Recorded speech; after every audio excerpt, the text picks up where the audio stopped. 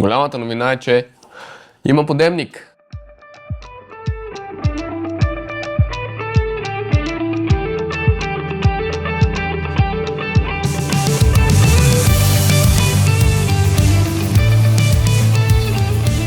Айде да видим какво ще направим. В принцип не трябва да е нещо сложно. Ма не си е много дълги краката на тази количка.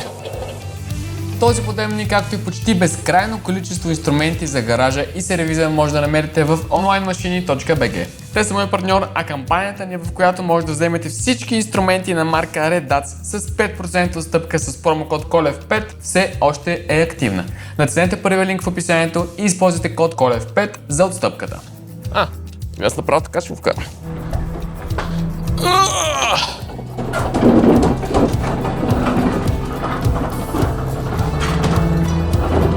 Добре сме, бе! Твърде лесно даже. Беше. Не знам как е подемник или е платформа, ама въносевоя подемник. Трябва да го сгубим. Мъртвчет ми Пламен, покажи се. Той ще ми помага. Накара го на сила. What's in the box? Брат Пит. Това знам какво е, това е управлението. Ние си говорихме другото какво да е останалата част. Да, между как се отваря това? Това се огъня нагоре сигурно. Отвърката ми остана в Мазерати. Нагоре трябва да се дигат. Ти ще стане сервис тука. Аз ще почна да правя колите на съседите, човек.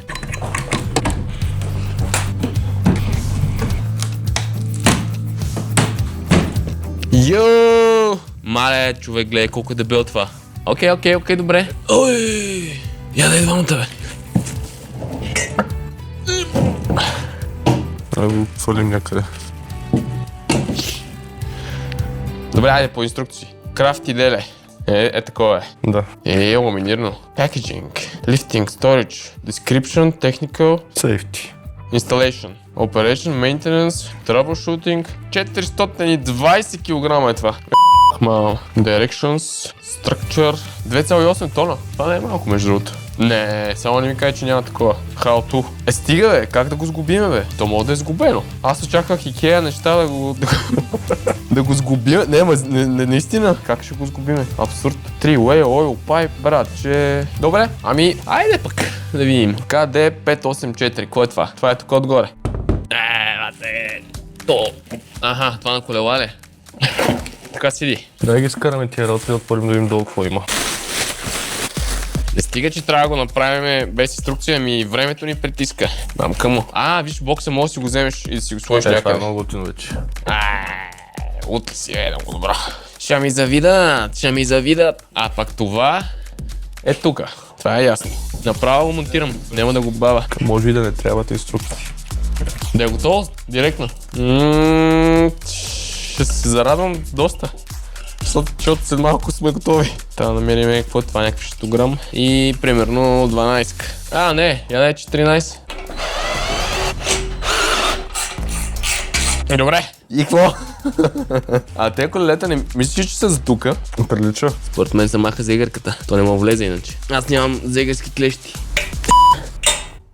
Добре. Какво мислиш? Една шайба отпред, една отзад. То си има и специални клещи за тези зегърки, човек. Да. Вау. Ево. Доста... Айде, няма да казвам нищо, че има още едно. Ой. Шайбичка. Зегер майстер. Ой! Щупи си зегърката. Ето, видя ли, като го казах? Аз сяде. Поне видяхме горе-долу на къде отиде. Ти дрънча някъде отгоре в тия. Трудна работа, братче. Това да разберем за какво е. Това е за тука. Как мога да няма инструкция? Стига, бе. Между другото, само от тази страна, ако го отворим, ще мога го издърпаме. Да дигнем капак. Добре, от трите страни, ако го отворим, сега представиш да излезе зегърката. Ти знаеш ли, че ако не е на части, не мога да го извадим 400 кг, как ще дигнем? Мазератито да не го отнесе, да? Какво искаш, бе? Бабо! Не знам колко е на част. Добре.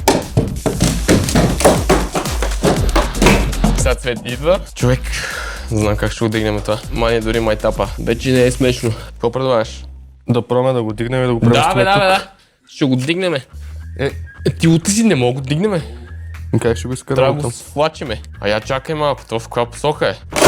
Така, да мекна обратно. Предницата Е, с амортисьора. Ама, значи аз ще ги вкарам назад колите, защото там ми е тока. Ей, тако не съм тренирал 2 дни. Айде, това е 50 кила. Демек тук само 350 има.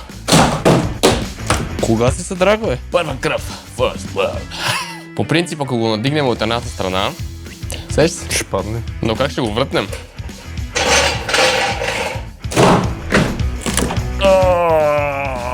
Кръстът ми отиде. Пази краката.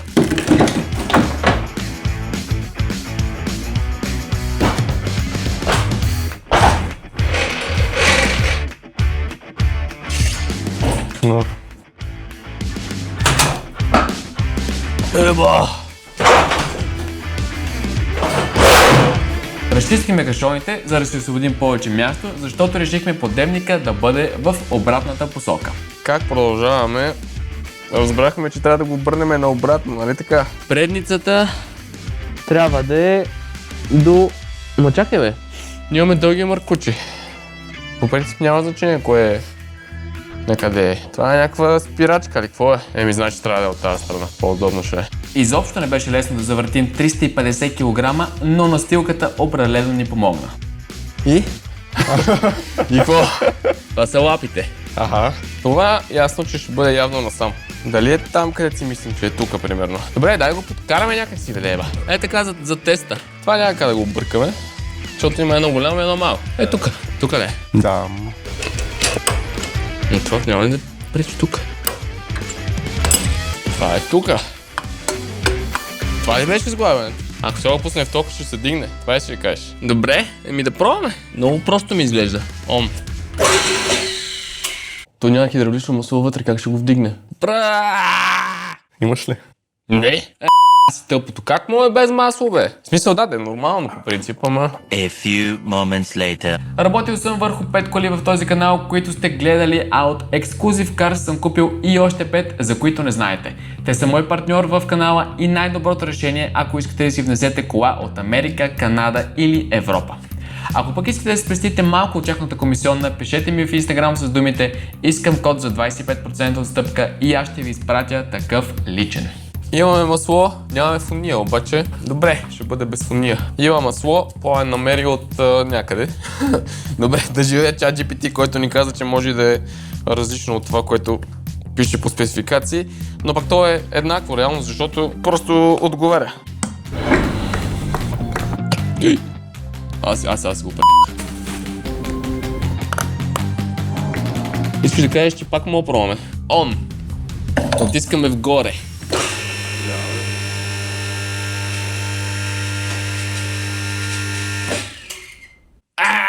То готино е. Връща. Ама то наистина е готино, бе.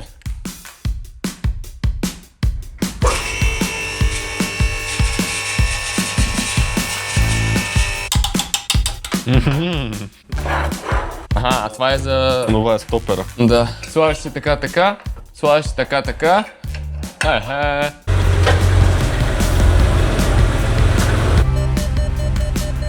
Какво е това?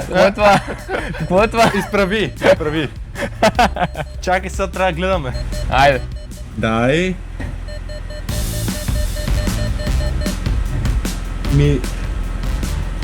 Отпред мина. Ни давам? Давай. Обаче ще опре. Къде? В тия новите стоперите, големите. Ще опре в тия топките. Дето са отгоре. Ай. Я виж сега. Сега си минава. Оп. Пред кора на бронята. Чакай, бе. Ние завъртяхме ли го? Аз трябваше да вляза назад. Ние не го завъртяхме. Трябва да се мисли, бе. Давай. Право влизаш. Да, добре, чакай да гледам дали ще опре. Тук мина. А отпред? Отпред. Ти не си стигнал още за отпред. Давай.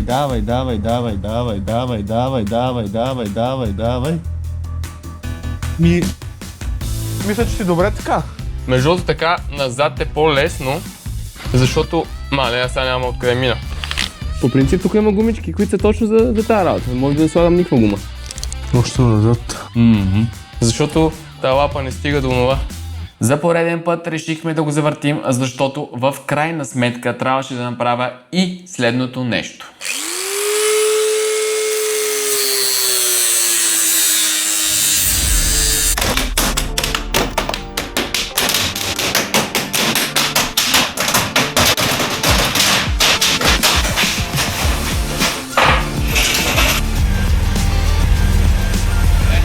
Изправи.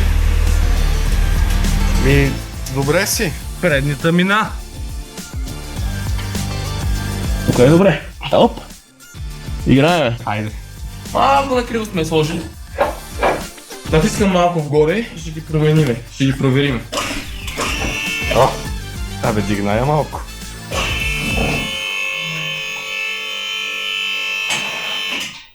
Мале, малко е страшно. Особено в гаража.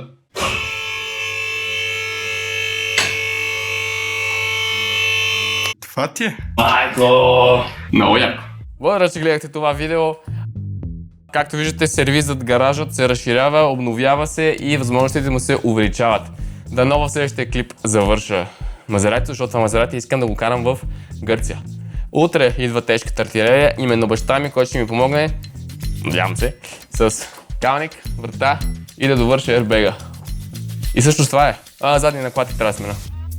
Но като цяло това е. Айде, до следващия клип. Чао!